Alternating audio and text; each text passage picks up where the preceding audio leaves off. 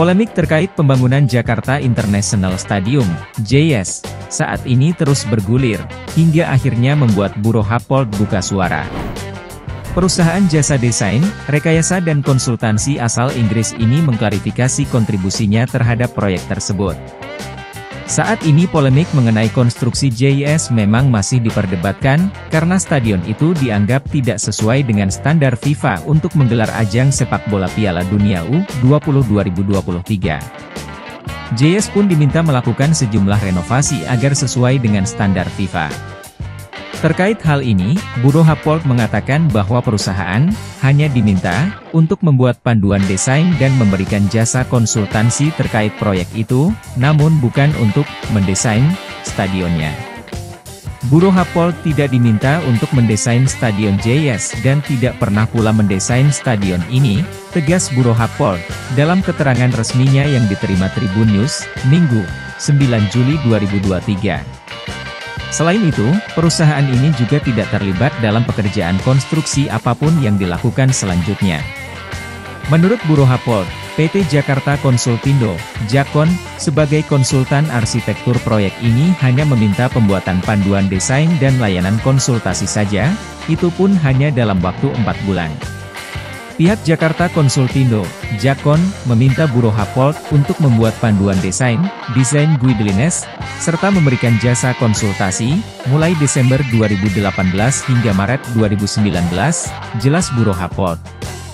Sementara itu, lingkup pekerjaannya mencakup persiapan untuk pembuatan panduan desain, preparation of concept design guide, penilaian untuk teknis dan komersial, technical and commercial assessment, konsep rencana induk untuk area di sekitar stadion, konsep master plan for the surrounding area, serta peta jalan implementasi proyek, implementation roadmap.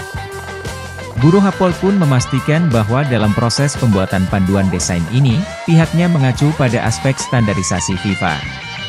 Selama masa pembuatan panduan itu, perusahaan memastikan agar desain seluruh aspek yang berkaitan dengan standar FIFA terpenuhi, kata Bureau Happold. Setelah panduan desain selesai dibuat dan tentunya mengikuti standar FIFA, Bureau Happold pun diminta untuk melakukan peninjauan pada konsep desain yang sebenarnya telah disiapkan oleh Jakon sebagai konsultan arsitektur yang ditunjuk dalam menggarap proyek ini.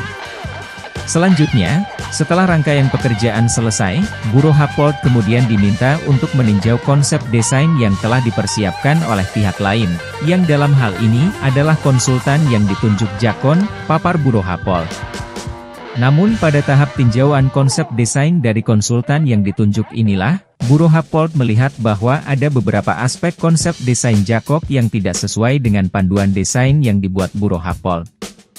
Hasil tinjauan perusahaan mengidentifikasi beberapa aspek yang ternyata tidak sesuai dengan panduan konsep desain orisinal dari Bureau Happold.